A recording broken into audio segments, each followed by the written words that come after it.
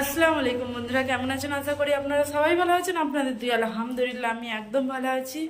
এখন কটা বাজে ঠিকঠাক দেখি না, কটা বাজে না বাজে।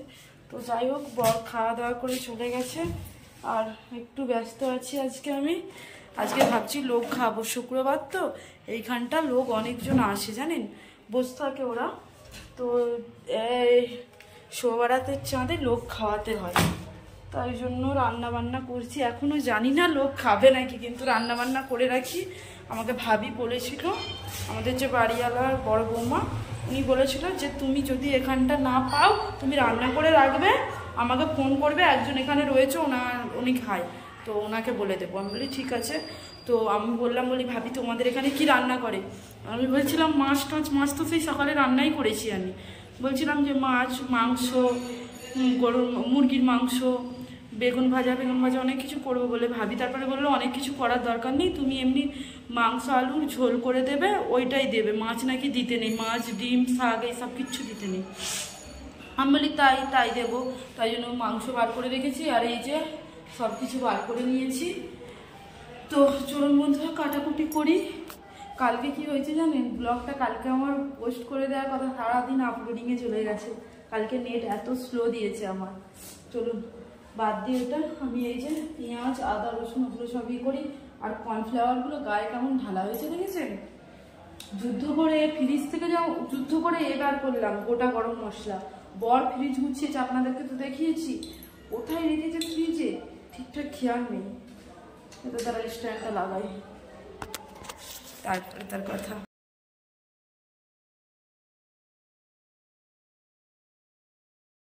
তো বন্ধুরা আদা রসুন আরে কিচ্ছু করা নেই, ফ্রিজে আগে থেকে স্টোর করে আমি রাখি, আপনারা জানেন। এইবারকে আর করা হয়েছিল না, তো ব্যস্ততার কারণে, তাই জন্য এখন করে নিচ্ছি। আদা রসুনগুলো দেখেন ভালোভাবে ছিলে নিচ্ছি। আদা, তারপরে এখানে নিয়ে নিয়েছি রসুন, এখানে পেঁয়াজ নিয়ে নিয়েছি। কি বলুন তো, আলু আমার কেন পচে যাচ্ছে কি জানি, আলুর সঙ্গে কয়েকটা পেঁয়াজ রেখেছিলাম, পেঁয়াজগুলো অনেকগুলো যেমন কালার টাইপ ধরে গেছে, তাই জন্য এগুলো ধুয়ে নিয়ে ফের পানিতেই জল দিয়ে ভিজিয়ে রেখেছি। জল আর পানি তো একই হলো, আমি কি ব্যাড বুকে যাচ্ছি। বাদ দিন, সকালবেলা রান্না বান্না কমপ্লিট করে নিয়েছি, এখন মেহমান খাওয়ার জন্য তারপরে ফের করে নিচ্ছি আদা রসুন আরে।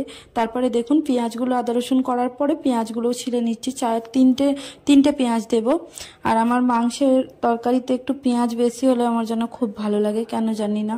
আমার যেমন মনে হয় পেঁয়াজটা একটু বেশি হলে যেমন টেস্টটা বেড়ে যায়। একটু কষাতে তো হবেই বলুন তেল পেঁয়াজের সঙ্গে, তাও এটাই।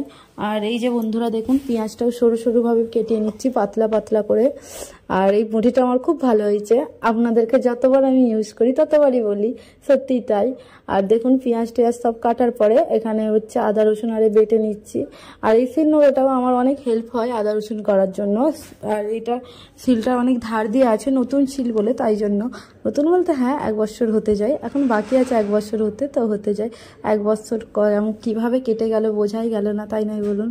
সংসার জীবনে এটাই তো হচ্ছে সংসার জীবন, কিভাবে দিন কেটে যায় বোঝাই যায় না, সত্যি তাই।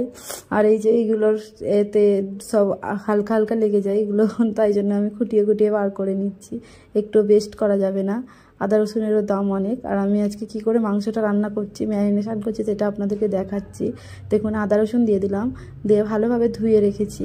তাতে এবারে লবণ দিয়ে দিলাম, লবণের পরে মরিচ গুঁড়ো দিয়ে দিলাম, তারপরে লঙ্কার গুঁড়ো দিয়ে দিলাম, তারপরে দিয়ে দিলাম হলুদ গুঁড়ো, তারপরে দিয়ে দিলাম জিরে গুঁড়ো, এটা জিরে গুঁড়ো, তারপরে দিয়ে দেবো ধনিয়া গুঁড়ো। এই যে বন্ধুরা দেখুন পরিমাণ অনুযায়ী দিচ্ছি আমি। আর তারপরে দিয়ে দিচ্ছি মিট মশলা, আমার যতটা পরিমাণ ততটা দিয়ে দিচ্ছি। আর তারপরে দিয়ে দিচ্ছি, দাঁড়ান দেখাই, টক দই। দেখেন টক দই আমার অল্প ফ্রিজে ছিল, যতটুকু ছিল ততটুকু ইউজ করে ফেলেছি, দুপুরবেলা খাই আমি, আজকে আর খাওয়া হবে না। আর তারপরে দিয়ে দিচ্ছি সরিষার তেল, তারপরে দিয়ে দিচ্ছি পেঁয়াজ কুচি। এই সব কিছু দিয়ে অন্তত 1-1.5 ঘন্টা মাংসটা মাখিয়ে রাখার পরে পেঁয়াজ ফের লাল করে তারপরে যদি এই মাংসটা রান্না করা যায়, সিরিয়াসলি বন্ধুরা বলছি পুরো দেগের মাংসর মতন। হ্যাঁ গোটা গরম মশলা তবে তেলে দিতেই হবে। আপনাদেরকে যদি আমি একবার খাওয়াতে পারতাম আপনারা বলতেন, সিরিয়াসলি বলছি, যে আমি কেমন রান্না করতাম। বন্ধুরা একজনকে পেয়েছি খাওয়ার জন্য, একজন, আর ওই যে বাচ্চাটা, ও খেয়ে যাবে। আর সকালে তো ভাত রান্না করেই ফেলেছিলাম, এই যে দেখুন বেগুন ভেজেছি 2 পিস, আর সকালের ভাত রান্না আছে আমার, বড় হাঁড়িতে করেছিলাম। আর সকালবেলা এই যে মাছ, আলু, টমেটো আরে সব করেছি। উনি যদি মাছ খেতে চাই তো খাবে, আর না খেতে চাই না খাবে। আর এই যে আলু ভাজছি, আলু ভাজা হয়েই গেছে অলমোস্ট। সেদিনকে আমার আব্বু এসেছিল, তো আমার আব্বু আমার বসে রান্নাটা খেয়ে ভীষণ তারিফ করেছে, বিশেষ করে আলুটা। আর পুরো মন ভরে গেছে, আমার আব্বু এত তারিফ করেছে খেয়ে। তো যাই হোক, তেমন করেই রান্না করছি। কুকারে হুইসেল মারতে চাপিয়েছি, 5টা-6টা হুইসেল পড়ে গেলে অফ করে ফের ভালোভাবে কষাবো। দেখলেন তো কেমন করে করলাম, তাও অনেকক্ষণ আগে থেকে ম্যারিনেট করে রেখে দিলে না, ম্যারিনেট আরও বেশি বেটার হতো। কিন্তু যাই হোক, যা হয়েছে হয়েছে, বাদ দিই। আর এই যে বিছানারে সব গোছাচ্ছি, উনি বলেছে উনি সবার বাড়ি থেকে নিয়ে চলে যায়।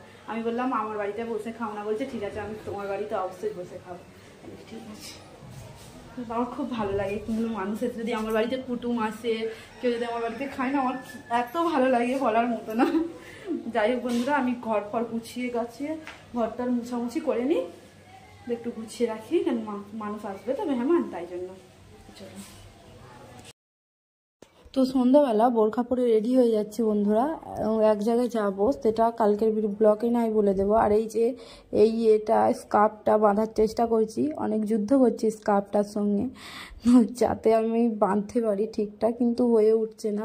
আমার এত ডিফিকাল্ট লাগে কেন জানি না, স্কার্ফ বাঁধা ভীষণ ডিফিকাল্ট লাগে, ভীষণ, আল্লাহ জানে কেন।